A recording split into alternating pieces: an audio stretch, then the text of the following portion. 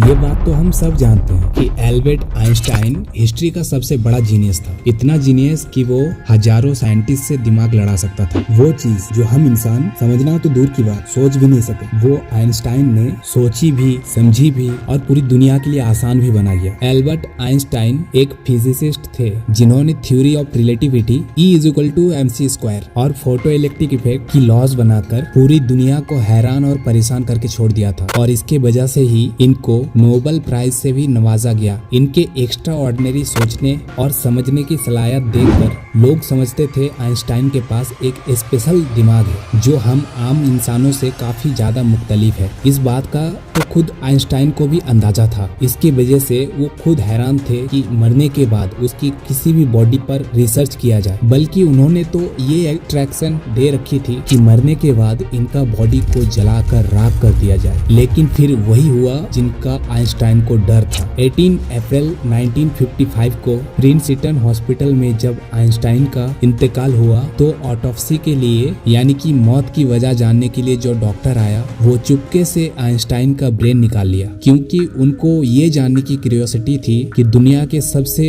Genius के brain में आखिर है क्या। इन्फॉकिंग चैनल में आपको एक बार फिर से स्वागत है। नजरीम आइंस्टाइन के ब्रेन चुराने वाले डॉक्टर थॉमस हार्वी थे, जिनको अपने साथ होने वाले अंजाम से भी ज्यादा ये स्पेशल ब्रेन को स्टडी करने में दिलचस्पी थी। कुछ दिनों के बाद जब प्रिंसटन हॉस्पिटल को डॉक्टर हार्वी के बारे में पता चला और इनके हरकतों को देखकर उनको जॉब से हाथ धोना पड़ा, लेकिन डॉक्टर हार्वी आइंस्टाइन के बेटे हाइंस अल्बर्ट से जैसे तैसे करके ये परमिशन लेने में कामयाब हो गए कि उनके बाप के स्पेशल ब्रेन के अंदर छिपे राज को दुनिया के सामने लाना चाहते हैं। उस दिन से शुरू हुआ इस ब्रेन का लंबा तरंत सफर। डॉक्टर हार्वी एक पैथोलॉजिस्ट थे जो सिर्फ पोस्टमार्टम करना जानते थे। उनका सिर्फ ख्याल था कि वो इतना बड़ा जीनियस के ऊपर रिसर्च कर पाएंगे, और कंपटीशन ये थी कि वो खुद का जॉब भी हाथ धो बैठे थे और अपना पैथोलॉजिस्ट का वो था भी। आइंस्टाइन का ब्रेन जो पहले ही डॉक्टर हार्वी प्रेजअप कर चुके थे,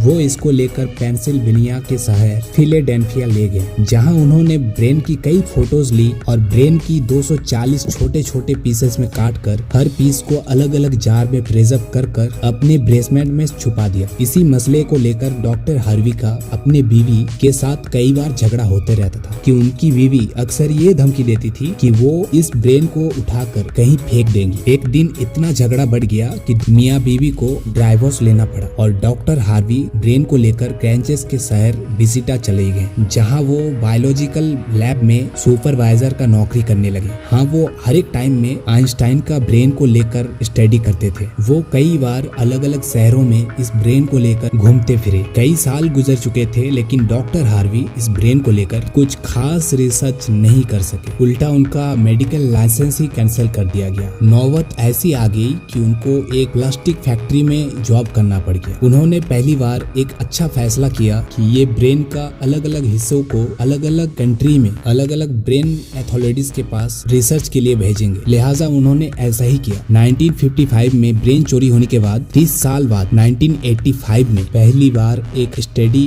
पब्लिश की गई। इसके बाद अगले 28 सालों तक इस जीनियस ब्रेन के न्यूरोपैथोलॉजिस्ट के पास कई स्टडी पब्लिश की, जिनमें बताया गया आइंस्टाइन के ब्रेन आम इंसान से काफी ज्यादा डिफरेंस था। सबसे बड़ा डिफरेंस ब्रेन के कॉर्पस कैलोसियम नामी हिस्सों में पाया गया। अब यहाँ ये जानना जरूरी है, इंसान जो भी काम करता है वो ब्रेन के एक हिस्से में पहले काम होता है और हमारे ब्रेन उस हिस्से को सिग्नल देता है। लेफ्ट ब्रेन जो हमारे राइट जिस्म को कंट्रोल करता है, जबकि राइट ब्रेन हमारे जिस्म का लेफ्ट साइड को कंट्रोल करता है। इसके अलावा 90% इंसानों का लेफ्ट ब्रेन बोलने, समझने और मैथमेटिकल कैलकुलेशन, राइटिंग, टाइपिंग यानी लिखने का काम करता है, जबकि राइट ब्रेन को क्रिएटिविटी, शेप को पहचानने जैसे कि आर्ट और म्यूजिकल स्किल की जिम्मेदारी होती है। अब आप भी ये सोच रहे होंगे कि इसमें कॉर्पस कैलोसियम का क्या काम है। मान लीजिए आप इस वक्त कीबोर्ड पर टाइपिंग कर रहे हैं या फिर मोबाइल फोन पर। इस दौरान हमारे दोनों दोनों हाथ टाइपिंग करने में बिजी है। कुछ अल्फाबेट हमारे सीधा हाथ टाइपिंग कर रहा है, कुछ उल्टा हाथ। टाइपिंग के दौरान आका लेफ्ट हैंड से एक मिस्टेक हुई, फिर आपने फौरन अपने राइट हैंड को इस्तेमाल करके अपने वो मिस्टेक का इरेज किया। तो इसका मतलब ये हुआ कि जब हमारे राइट ब्रेन से मिस्टेक हुई तो वो अपने लेफ्ट ब्रेन को सिग्नल देकर वो मिस्टेक ठीक करवाई। ये ब्रेन जिस चीज के थ्रू अपने दोनों ब्रेन को कम्युनिकेट करते हैं उसको कॉर्पस कैलोसियम कहा जाता है। और आइंस्टाइन के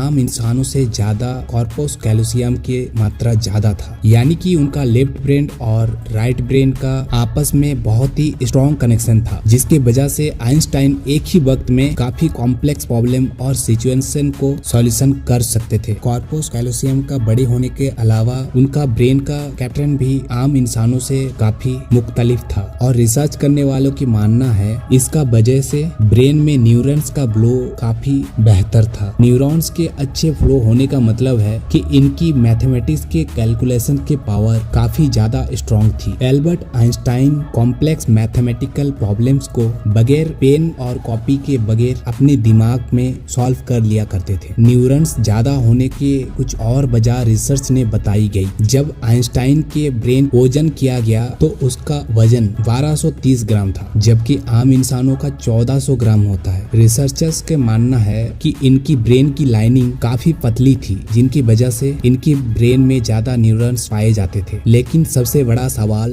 अभी भी वही था कि आइंस्टाइन ऐसे स्पेशल ब्रेन के साथ पैदा हुए थे या इनके पैदा होने के बाद इन पे चेंजेस आई। जांच के बाद मालूम पड़ा कि एल्बर्ट आइंस्टाइन जब पैदा हुए थे तो पूरे 5 साल वो चुपचाप थे, बोल नहीं पाते थे, जबकि दूसरे बच्चे 2 या 3 सालों में बोलना शुरू कर देते हैं। जब उन्होंने बोलना शुरू किया तब भी वो ज्यादा बोलना पसंद नहीं करते थे, बल्कि वो हमेशा अपनी सोचों में ही गुम रहते थे। उनके पास चीजों को मेमोराइज करने में काफी पावर कम थी। उनको सिंपल मैथ की टेबल भी याद करने में मुश्किल होती थी। वो मैथ और नंबर्स को लॉजिकल तरीकों से प्रोसेस करने के मास्टर थे, ना कि उनको रट्टा लगाकर याद करने के। स्कूल लाइफ में वो हमेशा फेल होते थे। सिर्फ मैथ और साइंस वो वाइफ सब्जेक्ट थे जिसमें आइंस्टाइन का नंबर सबसे ज्यादा आता था। जब एल्बर्ट आइंस्टाइन 12 साल के थे तब एक फैमिली टीचर अपनी जियोमेट्री की बुक इनके पास भूल गए। फिर क्या, एल्बर्ट आइंस्टाइन ने एक ही दिन में वो बुक के थ्योरी पूरा कंप्लीट कर बैठे। ना सिर्फ इतना, सिर्फ 14 साल की उम्र में ही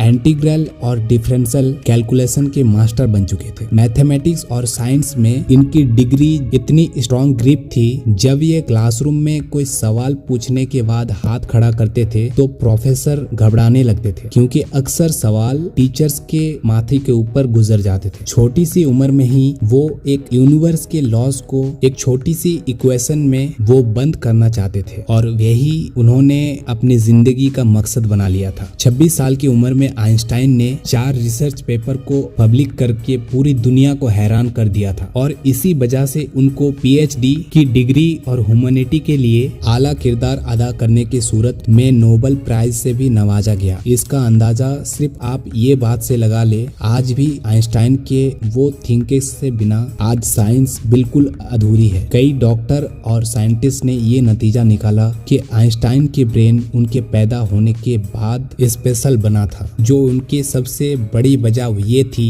कि जब उनको कोई सवालों का जवाब नहीं मिलता था, उनको वो खुद अपने दिमाग से जवाब तलाश किया करते थे। छोटी उम्र से इनका दिमाग ऐसा करते करते और ज्यादा डेवलप होते गया। आज भी आइंस्टाइन के ये एक्स्ट्रा ऑर्डिनरी ब्रेन अमेरिका में द मटर म्यूजियम में मौजूद है, जिसको बड़ी हिफाजत से रखा गया है। उम्मीद है आपको ये वीडियो बहुत पसंद आया होगा। मिलते हैं कुछ इसी तरह वीडियो के साथ, तब तक के लिए जय हिंद, वंदे मातरम।